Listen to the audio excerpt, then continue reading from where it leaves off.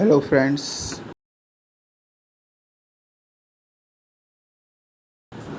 after a long time I am uploading videos। मुझे Covid हो गया था, फिर उसके बाद कोविड में काफ़ी कुछ प्रॉब्लम रही, फिर उसके बाद पोस्ट कोविड कॉम्प्लिकेशन भी रही। इसी वजह से वीडियो अपलोड नहीं कर पाया, लेकिन आज जो मैं वीडियो आपको अपलोड करके दे रहा हूँ वो बहुत ही इम्पोर्टेंट है। और ये एक क्वेश्चन लगभग 130 के करीब क्वेश्चंस हैं, one liner very short questions हैं। ये सब रेटोरिक और प्रोसोडिक जो भी है, मतलब लिटरेरी टर्म्स और फॉर्म्स जितने भी हैं उनसे रिलेटेड क्वेश्चन हैं। और एग्ज़ाम में अगर क्वेश्चन आएंगे तो इसी से आएंगे। इस बात को आप अपने माइंड में सेटअप कर लें, तो बहुत अच्छे से इसे तैयार करना। जिसने चैनल को सब्सक्राइब नहीं किया वो चैनल को सब्सक्राइब ज़रूर कर लें। सबसे पहला जो हमारे पास वर्ड है वो है what is prosody. It is science of words, forms, poetic metre and rhythm. देखिए, प्रोसोडे और रेटोरिक ये दोनों ही यूज़ किए जाते हैं। प्रोसोडे क्या होता है, जिसमें मीटर का यूज़ किया जाता है। रिदम जितने भी होते हैं इंग्लिश लैंग्वेज में वो सब प्रोसोडे के अंतर्गत आते हैं। और जितना भी what is meant by rhetoric, it is art of using language effectively और impressively.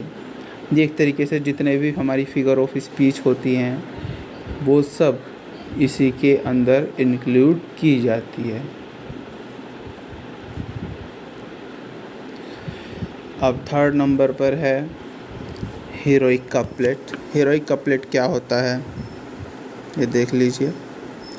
It is 2 line stanza having 2 rhyming lines in a iambic pentameter. देखिए, 2 लाइन जब कोई 2 लाइन्स होती हैं उनके बाद का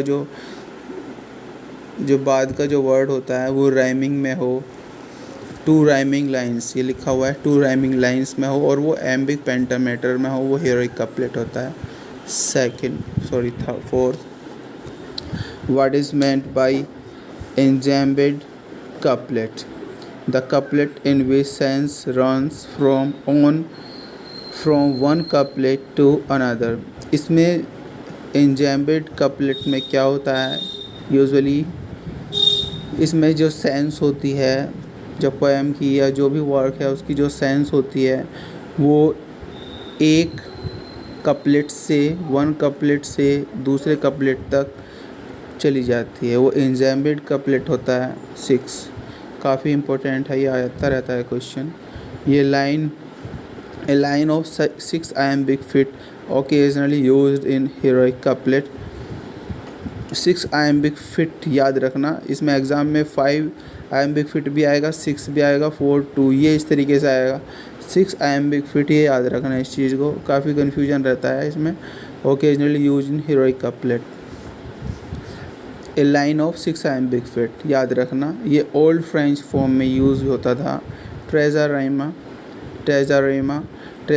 रन 1 3 लाइन स्टेंजा। ये देखिए 3 लाइन स्टेंजा होता है विद फिक्स्ड राइम स्कीम। इसकी एक फिक्स्ड राइम स्कीम होती है, वो आप गूगल पर भी सर्च कर सकते हो। ट्रेजरेमा 3 लाइन स्टेंजा होता है एक फिक्स राइम स्कीम के साथ, ये बहुत ही इंपॉर्टेंट है। What is rhyme royal stanza? जो भी स्टेंजा 7 लाइन का स्टेंजा होगा एम्बिक पेंटामीटर में वो राइम रॉयल स्टेंजा होगा। What is agon? A vigorous dispute between 2 adversaries. इसमें डिबेट, एक तरीके से इसे डिबेटेबल पॉइंट कहेंगे, जहाँ पर डिस्प्यूट रहता है 2 विरोधी व्यक्तियों के बीच या 2 विरोधी बातों के बीच, जहाँ पर डिस्प्यूट रहता है, जहाँ पर डिबेट रहता है, वो एगोन होता है। 9 allonym name of someone else assumed by the author of the work.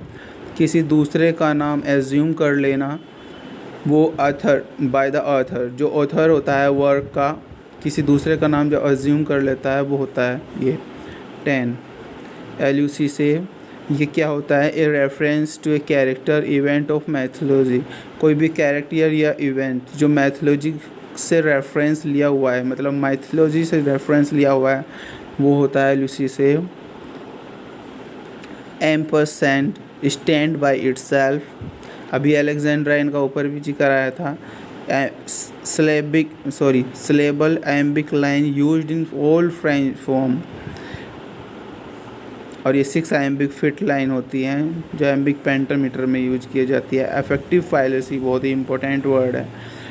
A confusion between poem and its result, जो कन्फ्यूजन रहता है पोएम में और इसके रिजल्ट में, वो होता है अफेक्टिव फैलेसी।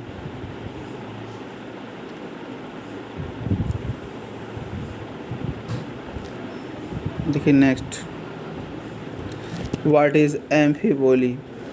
एम्फीबोली क्या होता है?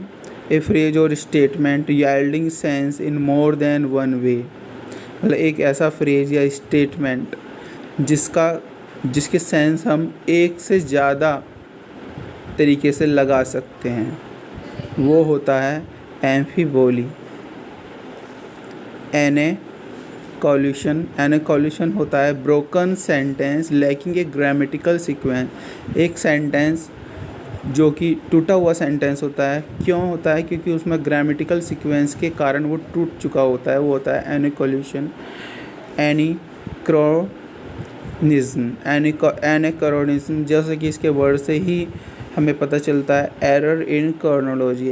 क्रोनोलॉजिकल ऑर्डर क्या होता है? जब डेट वाइज होता है, जब 1 2 3 एक सीरीज़ में जब डेट होती है वो क्रोनोलॉजिकल ऑर्डर होता है। लेकिन एनाक्रोनिज्म का मतलब है एरर इन क्रोनोलॉजी, जो डिसऑर्डर हो जाए वो सब होता है एनाक्रोनिज्म।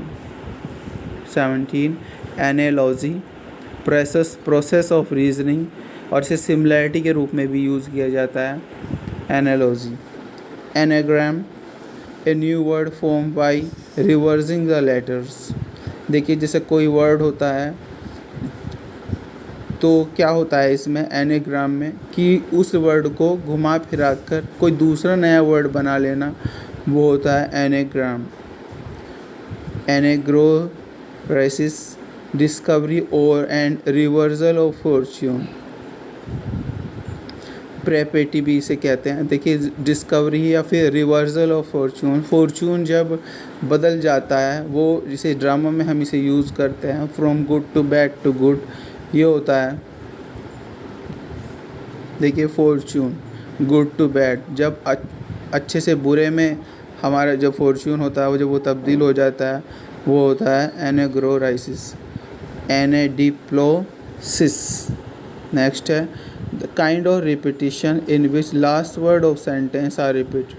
देखिए ये एक तरीके से रिपीटिशन होता है, जैसे 4 लाइन का कोई स्टेंजा है तो उसका लास्ट वर्ड है वो अगली लाइन में बार बार रिपीट हो रहा है, वो होता है anadiplosis. Allegory, a description of one thing under the guise of another suggestively similar। एलिग्रिकल का हमें सभी पता है क्या होता है, एक तरीके से सिम्बोलिकल होता है। जब एक राइटर सामने लिखता कुछ है उसका मीनिंग कुछ और होता है, वो होता है allegory. 22 what is ambivalence, capacity to see two more side to an issue, एक ही इशू को 2 साइड की तरफ से देख लेना, मतलब एक ही इशू को 2 रूप में देखना, वो होता है ambivalence. Analogy, process of reasoning, similarity के लिए भी इसे यूज़ किया जाता है। एनापेस्ट, स्ट्रक बैक एंड और रिबाउंडिंग।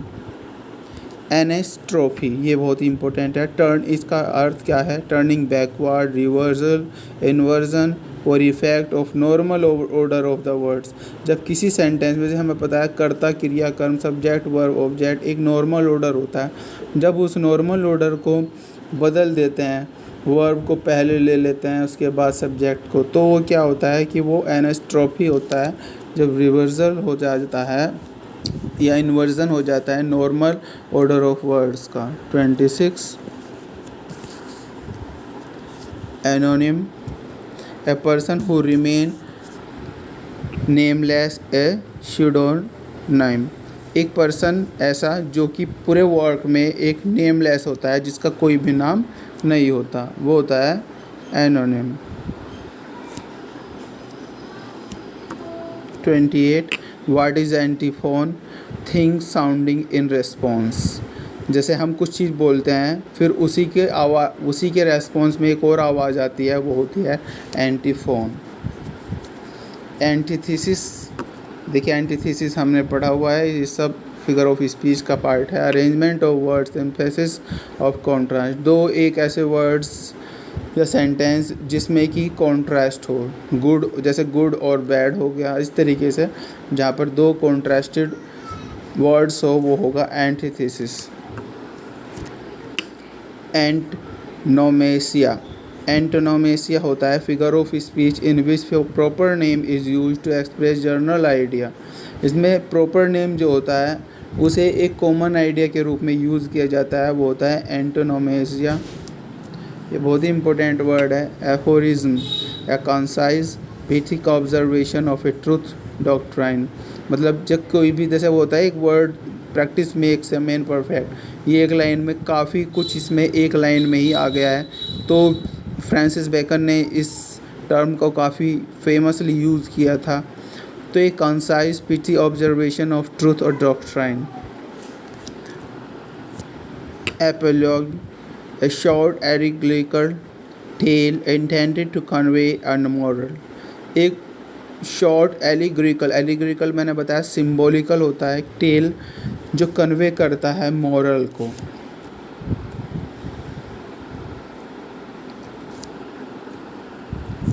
व्हाट इज एपोजियोपेसिस, देखिए क्या होता है, ये एक डिवाइस होता है, लिटरेरी डिवाइस होता है ये, तो देखिए इसे समझ लें। A rhetorical device which consists in a sudden breaking off in speech leaving the sentence unfinished।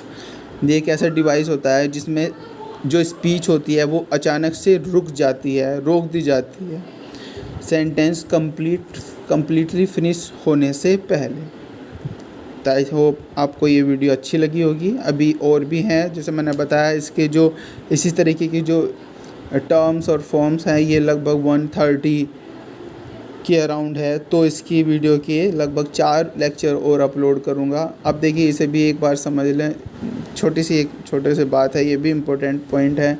Spencer and stanza होता है 9 लाइन स्टेंजा, ऑक्टेवा रेमा होता है 8 लाइन स्टेंजा, हीरोइक कपलेट होता है 2 लाइन स्टेंजा, सॉनेट्स 14 लाइनों की होती है, ये मीटर होते हैं स्पेशल। ट्रेजर राइमा जो मैंने पहले ही बताया था 3 लाइन स्टेंजा होता है, राइम रॉयल जो होता है वो 7 लाइन स्टेंजा होता है। तो ये चीज़ें हमें बेसिकली पता होनी चाहिए। अब चैनल पर वीडियो अपलोड करता रहूँगा, इसलिए अब चैनल पर आप जुड़े रहें। आपको किसी और मैटर में भी रिलेटेड वीडियो चाहिए तो मुझे बता दीजिएगा, मैं वीडियो बना दूँगा। Thank you very much. This is Shobhita Agarwal. जिसने चैनल को सब्सक्राइब नहीं किया वो चैनल को सब्सक्राइब कर ले। थैंक